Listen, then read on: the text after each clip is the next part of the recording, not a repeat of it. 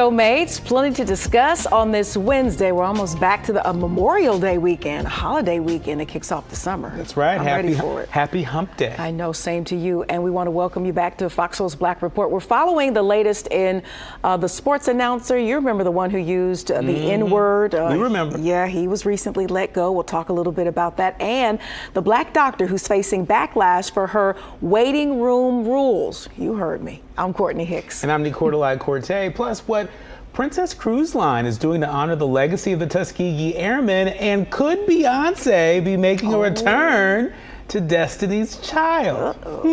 They're the stories that impact our people. We're going to bring you our news, our views, and our voice. So topping our news today, the African American Mayors Association urges Senator Tim Scott to increase funding for affordable housing to address racial disparities in home ownership. They commend his new housing act, but stress the need for more resources. The AAMA calls for modernizing public housing and investing in fair housing enforcement.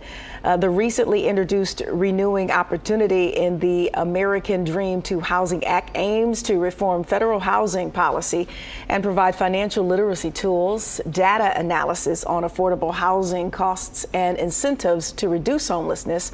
Racial disparities in home ownership persists, and the AAMA believes increased funding is crucial to address this issue. Well, we know that increased opportunity for housing, opportunity for the American dream. We know that that's critical to building black wealth.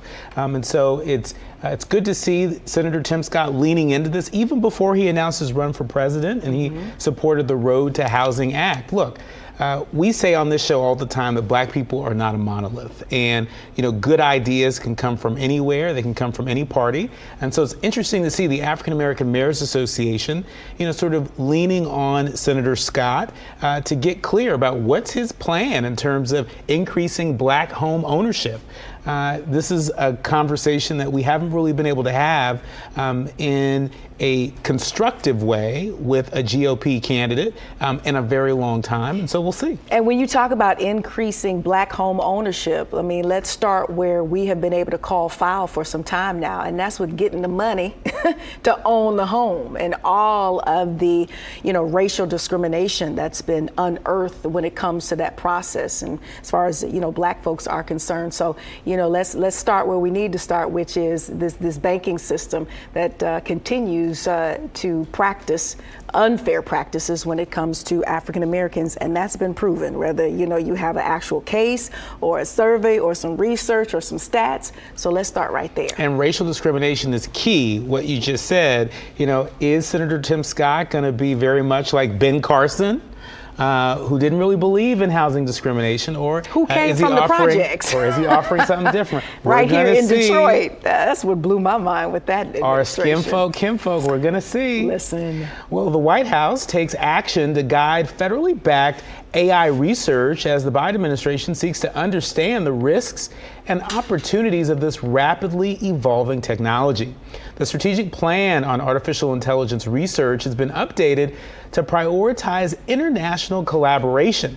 White House officials hosted a listening session gathering firsthand experiences with automated technologies. The Department of Education's Office of Educational Technology released a report on AI risks and opportunities in education, emphasizing trust and safety. Now, the government and private sector will actively discuss AI regulations. Public input is sought to manage AI risks, protect rights, and leverage AI's potential for improvement.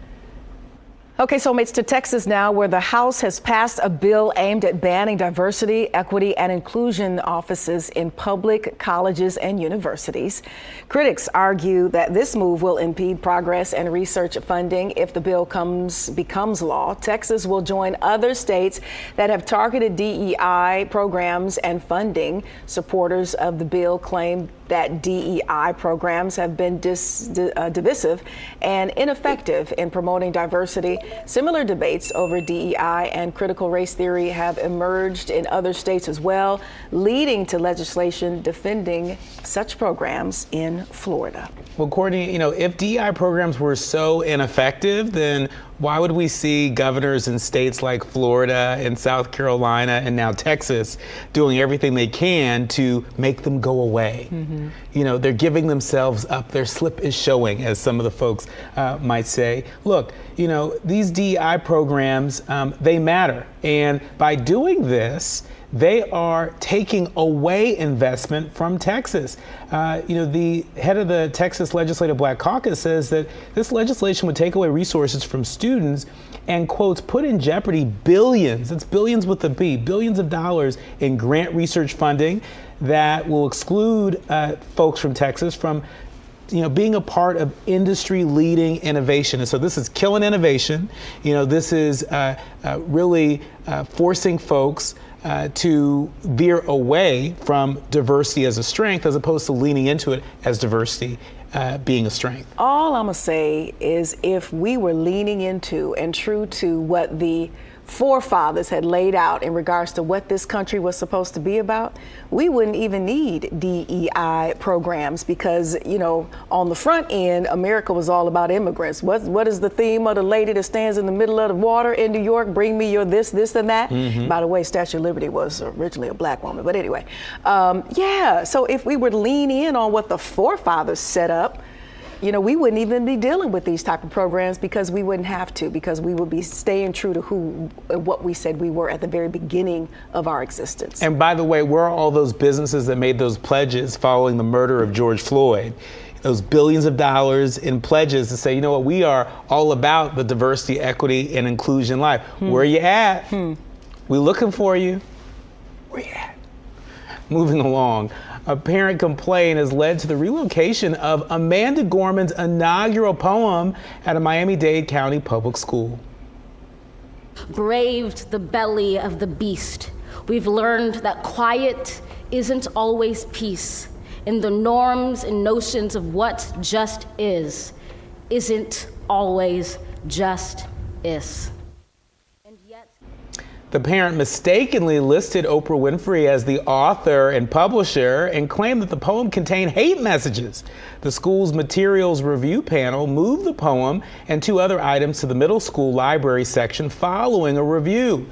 This incident highlights the consequences of a Florida law allowing parents to complain about specific works. Amanda Gorman expressed disappointment, stating that children should have the freedom to explore literature. The school district clarified that no literature has been banned or removed. So what review board, and how do they go about reviewing? Because obviously this parent, you know, put up some false information, some information, some misleading information about, you know, what the poem was all about, who published the poem, what the poem, you know, goes about expressing. So there's that.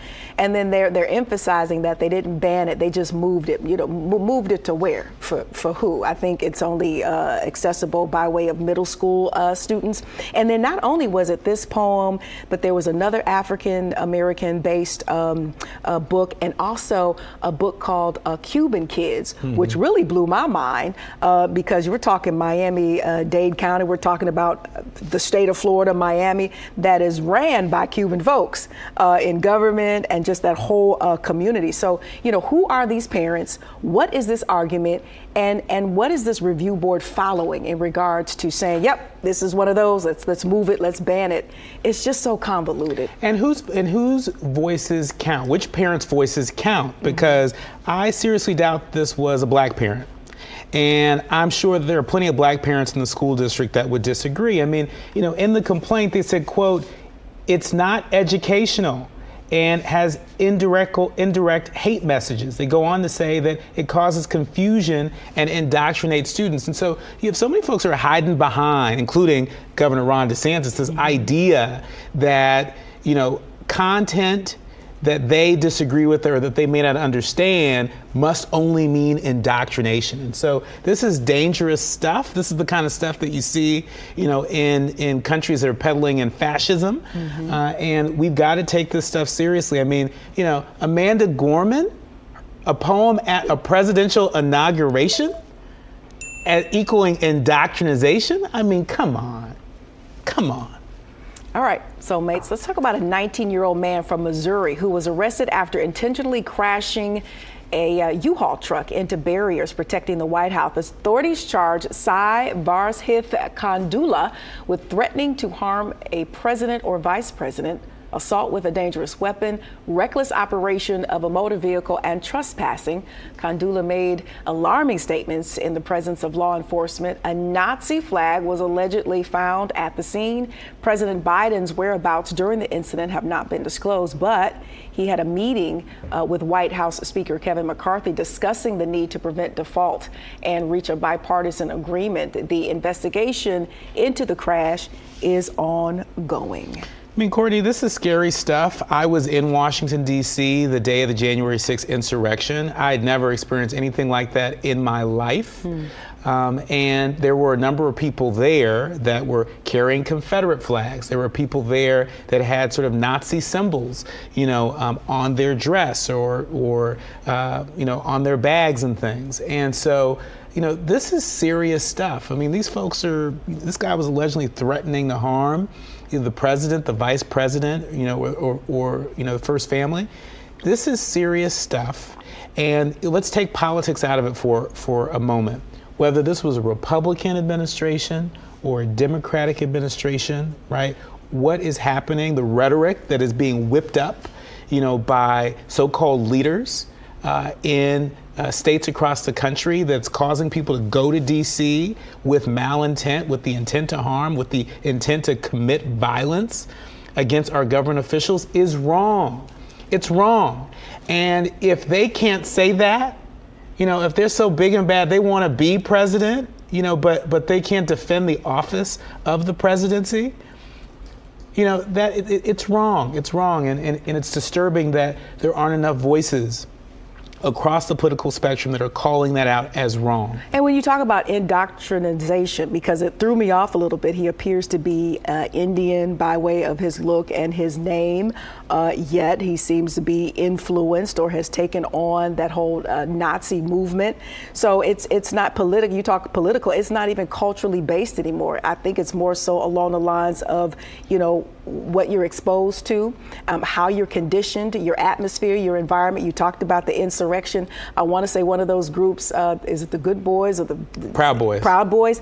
The leader looks black to me. So it's not even a political thing, and you can't really associate it with a cultural thing. I think it's just a thing predicated on which way people tend to be influenced and believe. Yeah. Well, moving along, broadcaster Glenn Kuiper was fired after using a racial slur on air during a game in Kansas City. The incident occurred during a pregame segment when Kuiper referenced his visit to the Negro League's baseball museum and uttered the offensive term. Y'all know what I'm talking about. Kuiper later apologized during the broadcast for his choice of words. NBC Sports California confirmed his termination following an internal investigation stating that they ended their relationship with him immediately. In response, Kuiper released a statement questioning the decision, highlighting his 20-year career and reputation. Yeah, and he had been calling those games for like 16 years and, well loved and well respected, but I don't think it was a slip. I mean, he hit that thing kind of like hard and intentionally, like he just decided to use that word versus the word that he should have been using, which is Negro, to talk about the Negro League celebratory events or celebrations, whatever they were participating in. I think it is the right and appropriate move, especially with the climate that we're in now, racially speaking, but there's no doubt in my mind he'll probably surface somewhere else. Well, I mean, I actually think that this is an example of cancel culture gone wrong. I mean, this is not somebody who had a pattern and practice of talking like that. He didn't have a pattern and practice of racial bias, on air or off, and so, I understand a reprimand, but, for him to lose his job after 20 years, I think we got to be careful with this cancel culture thing, right? I mean, and I've said on this show before, I'll say again, that I believe in restorative justice, that people should have a second chance. They should have an opportunity to right that wrong, especially if there's not a pattern or practice, of them engaging in racial bias, racial bigotry. I hear you, but if it was fair, ask Jonathan Majors, has he been given another chance or just given a chance to be proven guilty? So I hear you, but we're not giving a lot of second chances. And I so, think we should. You, I think we should be given second chances. I agree, but listen, that word is that word, and I just don't think it was a slip up. Put it that way. All right, NASCAR is currently investigating a racist incident in which an individual hacked into Bubba Wallace's team radio channel and directed racial slurs at him. Now, the incident occurred during Wallace's second place finish in North Wilkesboro, North Carolina. The person used an anti-black slur and told Wallace to go back to where he came from, stating that he was not wanted in NASCAR. This incident follows previous encounters with racism that Wallace, NASCAR's only black driver, has faced. Wallace continues to emphasize the need for unity and combating racism, but has not publicly addressed the most recent incident here. Bubba Wallace is, he is the gift that keeps on giving. The fact that he is, first of all, in a league seemingly on his own, right? I mean, we don't see a lot of black NASCAR drivers, right? And, I think, the way that he responds to this kind of stuff with his head held high, with dignity, God bless him. Yeah, he's got the support of a huge community, a huge village of other sports folks who often support him, and I'm sure he can lean into them for that type of support. He does seem kind of like a loner in regards to being a part of NASCAR. But again, dig up a little NASCAR history, and you will see people of color in the driving seat. That's all I'm saying. Heavy is the crown. There it is. All right, coming up, a black dentist is facing backlash from black Twitter. That's right. We'll tell you why she's being called anti-black when we return. You're watching Fox Soul's Black Report. Welcome back to Fox Soul's Black Report. During a debate on legislation regarding gender-neutral restrooms, a state senator in Illinois made violent comments that sparked outrage. Republican Senator Neil Anderson threatened physical violence towards individuals using the same restroom as his daughter. The bill aimed to expand restroom access and required specific facilities in mixed-gender, multiple occupancy restrooms. Now, despite condemnation from Senate Democrats, the legislation passed in both the Senate and House along party lines. LGBTQ rights groups criticized the senator's remarks, highlighting the impact of such language on transgender individuals. There's now an overwhelming amount of female athletes who are protesting and sounding the alarm when it comes to competitive sports and transgender participants. One, for example, is Adeline Johnson, a high school track athlete who says she missed her chance at qualifying for the state championships after placing fourth behind Athena Ryan, a transgender athlete. Now, the argument is that even though the athlete is accepted as a trans in their preferred gender, there are inherent physical advancements that existed before the transition that may last afterwards. Yeah, I mean, there are certain people that believe that to be the case, but the body of research that exists today doesn't exactly confirm that, right? And so there's still so much that we don't know. And, I just really encourage people to remember back when you were a preteen or a teenager and your body was changing, right? And, magnify that by discovering that you may be trans, right? And so there's already a lot to sort through. Let's make sure that we engage in this conversation, in a way that allows people to have their dignity intact. Some of the comments that I've seen, on social media, some of the stories that are out there, on trans athletes are just plain mean. They're just plain mean, and they distort the very little information that we do have in terms of who they are and what their trans experience is. Speaking from a human, perspective and looking at it through that filter, yes, everyone is human and everyone should be treated with that respect, and I am an ally. Love who you love, be who it is you are going to be. However, I do think it's just the way we've been conditioned as a society. I'm not going to sit up here next to you and totally agree with you in the sense that for me, I feel like there could be some advantages if you were physically, born a male and now identify as transgender and participate in female-based sports. I know what the research has said. Okay, but has it really been proven? And either because it has or hasn't been proven, does it take away from the argument that it could be true, that there could be some advantages? It's such a gray area, but as the argument ensues, let's still be fair and let's still treat each other with kindness. I think that's fair. Let's treat each other with kindness. But listen, there's a difference between biology and performance and skill and agility and all of that, right? There are many pieces to the puzzle when it comes to what makes an athlete great, right? And so I think sometimes we zero in on the biology or the parts that a person has, and I think too narrowly we do that.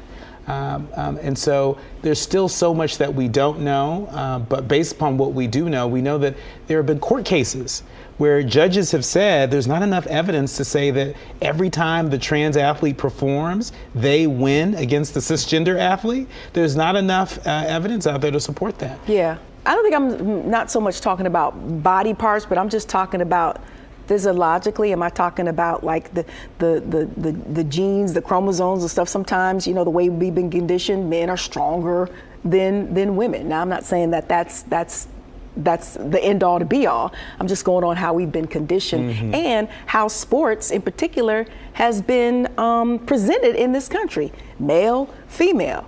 Females don't do this because this is more in alignment with being a guy, and guys don't do this because it's more in alignment with being a female. And that's the perspective I'm sort of kind of coming from. And I don't think that should necessarily be, diminished, but should definitely be part of the argument or why we're having the argument. Well, we need to continue the conversation for sure. There we go. But moving along, soulmates, the struggle's real. We know it. A new report shows that we're having a tougher time paying utility bills. The National Energy Assistance Directors Association says about 20 million households were behind on payments in March alone. That's up nearly 3 million from last year. The organization says that people are more likely to skip utility bill payments as rent and food costs continue to increase. And as the weather warms up, it's only going to get worse, with the average electric bill expected to reach, get this, more than $500 this summer. Probably, definitely more than that. That's just an estimate. Listen, and I've been there. There have been times in my career when they like, and you're done with us, and we're done with you. And so, you have to go into, self-preservation mode. And there have been times where I've signed up for those programs where they're supposed to help you with your bills, and then they say, well, this amount is based on an estimate, and we feel like you'll use this much gas or this much electricity, and it is just off the rails. I'm like, how do you come up with this estimate before I even use your services? And it's just so, again, convoluted. It's so confusing. It's like you're trying to rob Peter to pay Paul. You're trying to get ahead. There's this fee, there's that increase, there's this, late fee.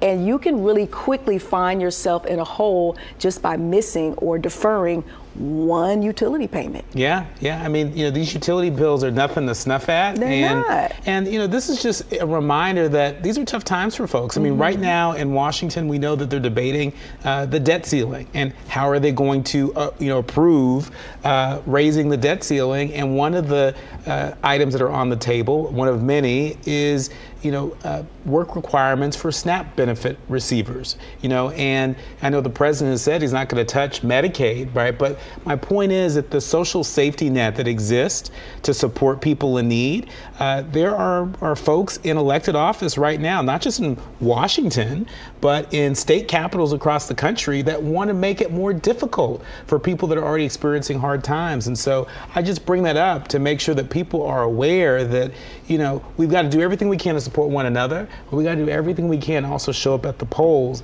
and put people in office that are going to check for us when these utility bills, go off the rails. Or when you lose the power every other week and still expected to pay that bill. That's all I'm going to say. Just saying. Netflix is beginning to crack down on password sharing, soulmates. Here we go. The company is saying it finally is starting to alert its customers. This all started yesterday about the policy change. Under new rules, a Netflix account can only be shared with those who live in the same house. Users must pay to add extra members outside of the household. Each additional user will cost about $7.99 a month. How do they come up with $7.99? Extra members can only stream on one device and have limits on how much content they can download. Dun, dun, dun, dun. I mean, is Netflix really starving for our money like that? But they're serious about you sharing this password. I mean, I think this is ridiculous. This is ridiculous. I mean, you know, I get that the password sharing might have gone a little bit overboard. You know, if your relatives, you know, in neighboring states, or neighboring countries may have your password. Okay, maybe that's a little too much. That's my left hand. You do it with your right hand. I plead. But you know what? It's not too far off from what YouTube TV does. YouTube TV has that thing sewn up. You're not watching nothing if you're not a member, if you're not listed, and then if you're outside of the zip code, you ain't watching nothing. I mean, YouTube has that thing, YouTube TV has that thing on lock. So these restrictions that Netflix are now mandating remind me a lot of YouTube TV and their restrictions. You gon' pay. I think what they're missing though, there should be sort of a friends and family package. Well, that's what they say. Because there are a lot of families that don't necessarily live in the same town, same zip code, right? And so as long as you list them as a family member, wherever they are, I think they should be able to partake. And I asked that when I talked to YouTube, and they said because of regulations, and this goes right back up to the government, all these regulations. And zones and who has this and sports package that and this tax here, you can't regulate it because of the different areas and regions that have different policies and different things in place. It is nuts. I've been using the word convoluted a lot today, but it really is just that, which is why you get what you get, and it's only family members. And how do you prove that that member is in the household? You understand what I'm saying? How do you prove that? We will find a way though. We're very creative. This is an entertainment subscription. This should not be this difficult. Come on, Netflix, make it easy. Please, Netflix, please. Moving along, a black dentist is receiving backlash from the culture online after she made the rules for her office known. Many are taking to Twitter and other social platforms to call Dr. Soto anti-black because of a sign posted in the waiting room that reads, quotes, "No bonnets, no house shoes, no pajamas, no pajama bottoms," excuse me. And if you don't have that on, they'll be happy to reschedule your appointment. One comment online read, "Caring more about attire instead of health is just anti-black as HE double hockey sticks." Hell, I think we can say that. I disagree. I don't think she is anti-black. I feel like it's anti-ratchet. You are walking into a place of business. We're talking about, a level of professionalism, a level of maybe self-respect, no different from the argument of, young men pull your pants up, the SAG look.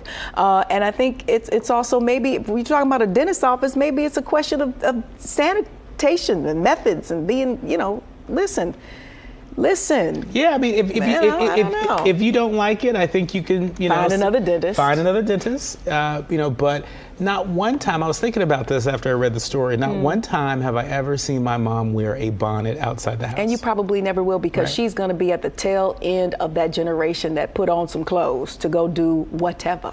But I mean, I'm thinking about a lot of just the women in my family. Like it's not a thing. I can't remember seeing any of the women, young and older in my family, you're sort of wearing bonnets out in public, and look, there's some people that do. As we're going, to and fro, and we're in airports, I see people from time to time that are wearing bonnets, well, right? Maybe that might be a little different. Early morning flights, you're getting on it. It's a little different, but you're going into a professional setting where you should, I feel like, want to be a lot more presentable than a bonnet and some pajama tops. Look, for me, you're going to get a very comfortable muumuu. Depending on the way that thing lays, you may get some undergarments, especially if it's hot, summertime. I've been living down south for a while. But there are, inside clothing that nowadays kind of looks very outside that you can get away with. The athleisure. There we go. But a bonnet and all that, come on. Yeah. Come on. Yeah. in my opinion. All right, coming up, one company is honoring fallen Black veterans ahead of Memorial Day. That's right. We'll tell you what Princess Cruises are doing to pay tribute to the Tuskegee Airmen. You're watching Fox Soul's Black Report. We'll be right back. Thanks for staying with Fox Soul's Black Report. A recent AP report has found that Black children experience an average of 5 instances of racial discrimination per day, causing a profound impact on their mental health. That's right. Research and data also shows a growing mental health crisis among Black youth over several decades, including a rise in prevalence of suicide attempts among Black adolescents of nearly 80%. Joining us now is Regina Louise, who is a trauma-informed practitioner, emotional wellness coach, and child advocate. Thank you so much for taking some time to join us today. We appreciate you. You're welcome. Indeed. So when we hear statistics like that, alarming statistics, what advice would you give Black parents to help their kids cope with a myriad of racial discrimination, especially in the school classrooms nowadays? Right. What's interesting is that 85% of humans on the planet suffer from a lack of self-love and self-esteem. And I think that Black parents can undergird their children's possibility of having higher esteem by giving them coping strategies, modeling coping strategies that keep their children in a window of tolerance. Knowing when they're going into hyperarousal, which can lead to hyperactivity, ADHD, all these different presenting behaviors. But also they can go into hypoarousal, which is indicative that the child is under a tremendous amount of stress and not able to access their window of tolerance. You know, there's a growing body of research out there about the weathering effect on Black folks and other folks of color. Can you talk to us about how much of a mental health impact you think racism has on Black people at large? Oh, I think you know the answer to that. I've been listening to everything the two of you have posited, and I've wanted to jump in and have so much to say about it. You said it when you spoke about dignity. Dignity is a synonym for self-worth. When I think about America, what I recognize as I was listening to the two of you is the trauma bonding concept that Black Americans, African Americans have in relationship with the American society and culture. Yeah, the report also, mentions suicide attempts among Black adolescents at nearly 80%. That number is so heavy and so frightening.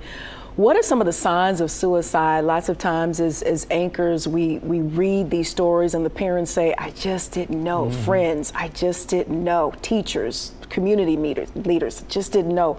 Some of the signs that you can sort of kind of leave with us today. When your child begins to withdraw, normally they participate, they have behaviors and hobbies that are able to fortify them, that again, they go into a bit of hypoarousal. They're just not showing up in their best self, right? Withdrawal, hiding, and then not keeping their commitments, albeit school or relationship commitments, pulling back from the family. I think withdrawal, beginning to disappear in plain sight, is a big indicator that something is wrong.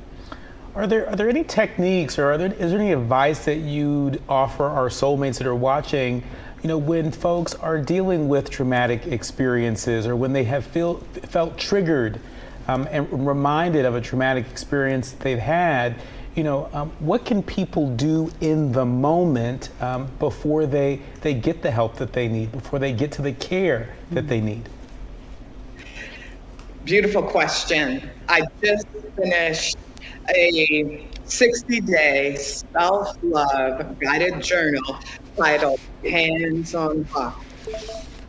One of the primary research information that I have around this is that the moment we feel triggered and we place our hands on our heart, we release the hormone oxytocin. And because the brain doesn't know the difference, whether it's your mother hugging you, your partner hugging you, a person who is considered someone you can regulate with, the hormone is released.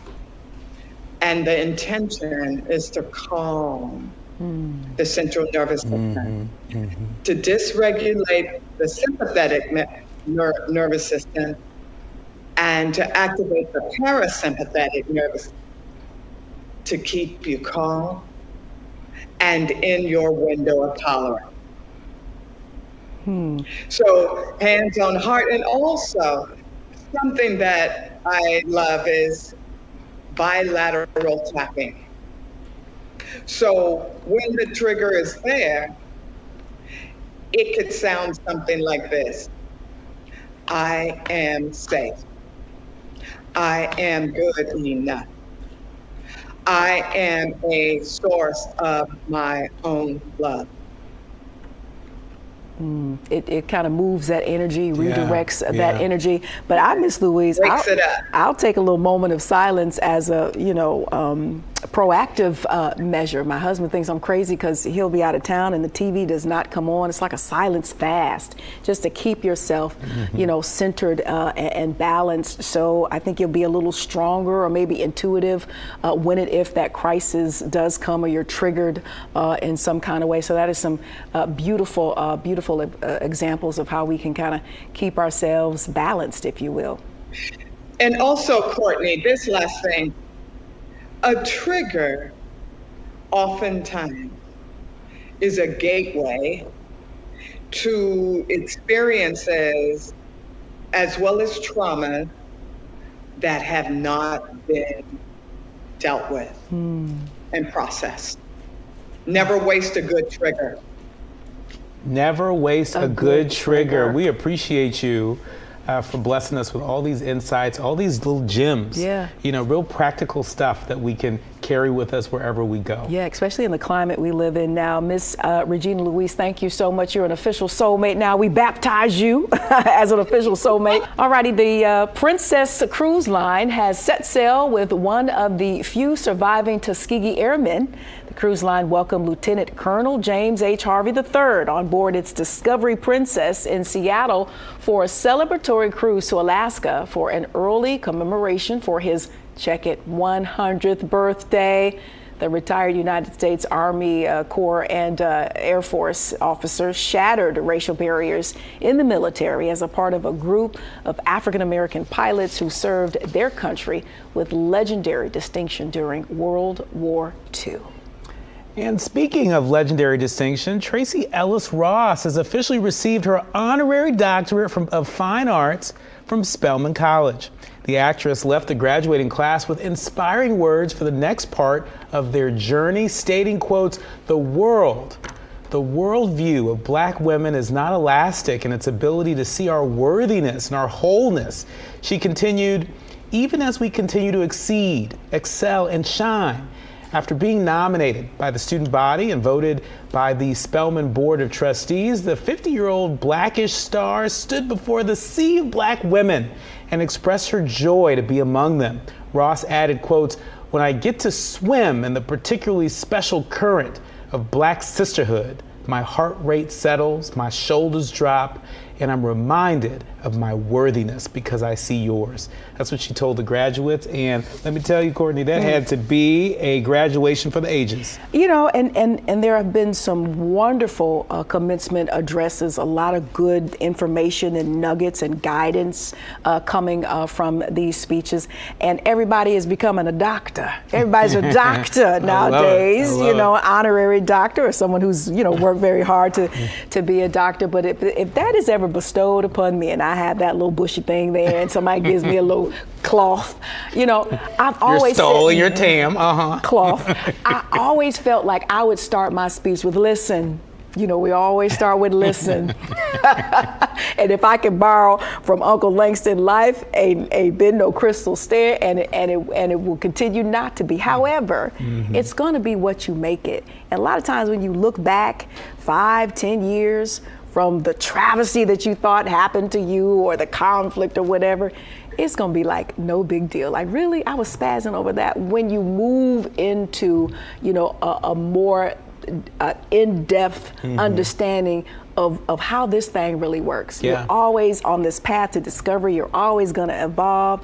And if you keep trying to figure out what's next, you're never giving yourself a moment to stew or sit or be still in where you at, which could be the answer for where you want to go. And what a really special moment for That's the gonna young be my women. honorary doctor speech. We caught it. We caught You got it. Okay, thank you. But what a really special moment for the young women of Spelman. Yes. You know, having Tracy Ellis Ross, witnessing her receive her honorary doctorate in fine arts, but also Nicole Hannah-Jones was their commencement speaker. And so, my goodness, you know, I mean, that was Black girl magic, Black girl realness, Black girl sisterhood on full display. And so for folks that didn't have a chance to attend, you should absolutely go out there and watch that on YouTube. It is really something. It's inspiring. a stand-up hand on your hip moment. Is Rihanna a doctor, an honorary doctor yet? I don't know. I don't think so. Not yet, but I'm sure she soon will be. She's on her way, huh? Yeah. Well, she is continuing to enjoy what some of our other faves of the culture continue to enjoy. We're talking a record breaker for herself. Yep, that's right. I think it's her Jordan year. We're going to tell you the newest milestone that the singer has made in her career when we come back. You're watching Fox Soul's Black Report. Welcome back to Fox Soul's Black Report. Well, singer Fantasia Barrino is making her first major film debut, reprising the Broadway role as Celie in the musical adaptation of The Color Purple. Oh, but the real talk of the town amongst the soulmates is the Oscar buzz. She's already receiving for Best Song, maybe? The star-studded cast also includes Taraji P. Henson, Danielle Brooks, Corey Hawkins, Haley Bailey, who's making a big splash right now as Ariel in the Little Mermaid remake. Now, the movie hits theaters. We got to wait till Christmas Day. I'm there. I think I'm there. This will pull me into the theaters. I don't normally do nothing on Christmas Day. Maybe not day, but definitely, you know, the holiday season. I'll get in there. I mean, well, this is incredible. This is a long time in the making. Oprah Winfrey is the producer of this film. Quincy. Based on the book, The Color Purple by Alice Walker, a book that has been banned in a lot of school districts across the country, right? And so I also see this as an act of resistance. The fact that this movie, based upon that book, is coming out right now, where there are so many folks that are challenging whether or not that content's even appropriate for kids, for young people to read. You know, I think it's extraordinary, and it is an extraordinary story. Well, you know, I love a Black Twitter moment, and so some folks are saying, leave Well Enough alone, leave the original story alone. Other folks are saying, this is not your mama's Color Purple. It's an adaptation of the musical, so let's be clear. So the musical was an adaptation of the original story, and so this is yet another iteration of the Color Purple, somewhat reimagined. But according to when you take a look at the trailer, it doesn't look like they veer too far off. You know, you identify with all of the characters. I think it's splendidly cast, if you will.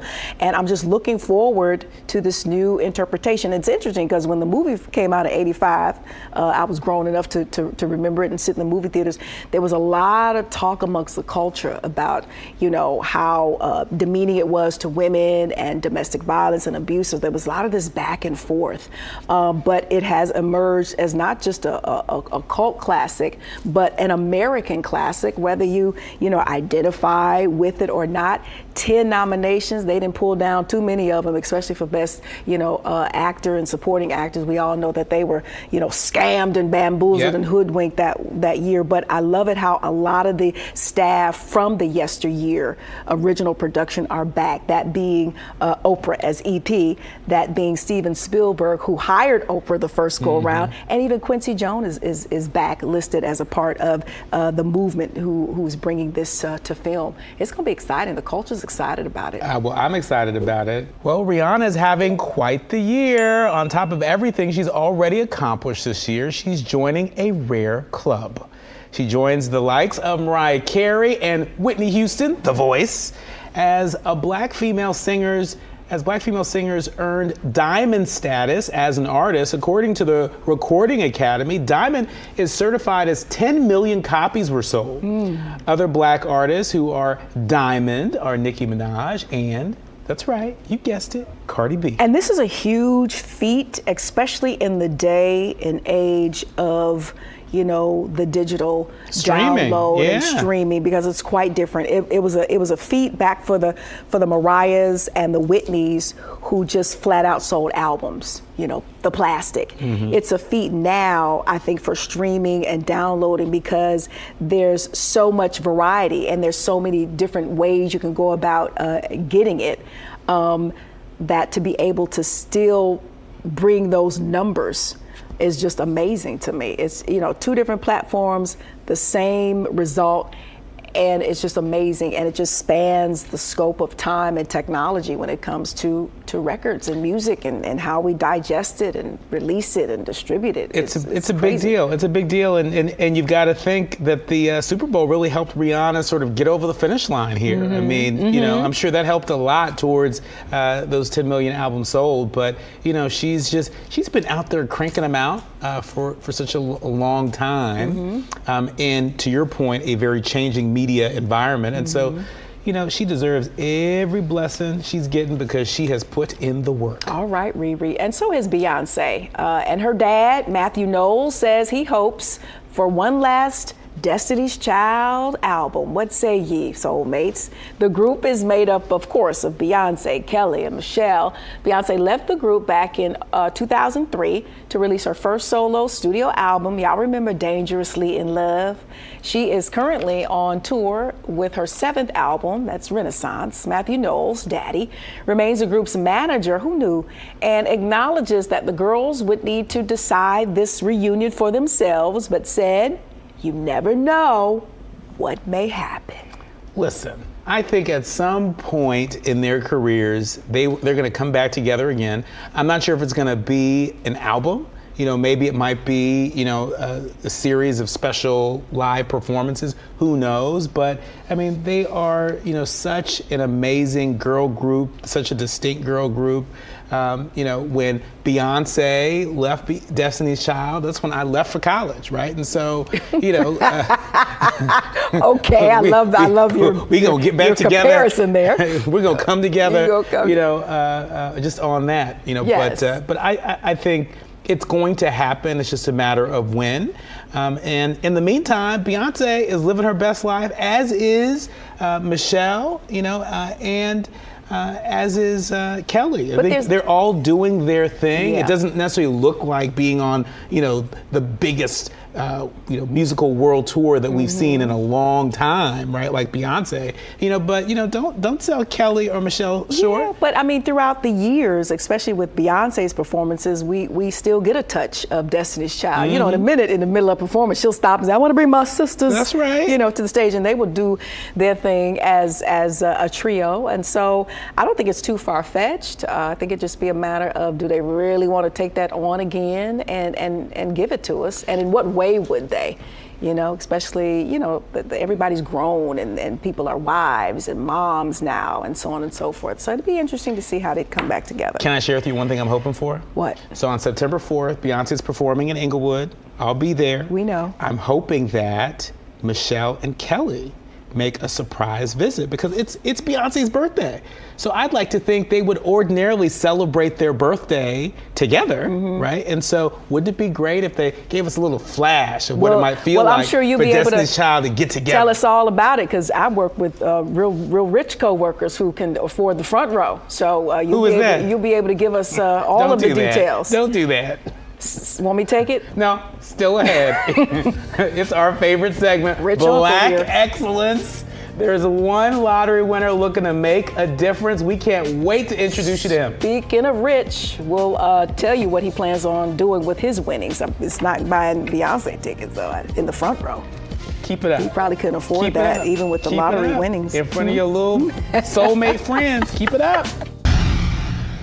A North Carolina lottery winner plans to open a school in his native country with his $100,000 scratch-off payout. That's right. Soleimani Sana hit the lottery jackpot and is now making big international plans to build more schools in his native country of Mali. The North Carolina Education Lottery posted a touching video on Twitter of Sana telling the story and explaining how his winnings will help students because schools don't have classrooms or desks. Sana purchased the $30 ticket from Kinston, which is about 4 hours west of Charlotte. He opted for the lump sum option after state and federal tax withholdings. You know Uncle Sam's gonna get his. He's gonna take home $71,259, which I'm assuming for the country of Mali ain't too bad. Yeah, I mean that's enough to build a school and purchase uniforms and equipment, but to all of our soulmates that might be watching this, there might be a way for us to do a little bit more. And so we should, Google this and lean in if we can. How we can help out? Yeah. Yeah, indeed. All right, for the full rundown on today's stories and more, you can access FOXSOUL's video on demand on all of our partners. You can even access past shows and other Black-centered content. And don't forget to download the FOXSOUL app. It is free, and that's the way you can keep up with FOXSOUL's Black Report. That's past how episodes and everything. That's how I keep up. Me too. I do too. I'm Courtney Hicks. And I'm Nicordelai Corte. On behalf of the entire team here at FOXSOUL's Black Report, stay lifted. And stay safe. We'll see you again tomorrow.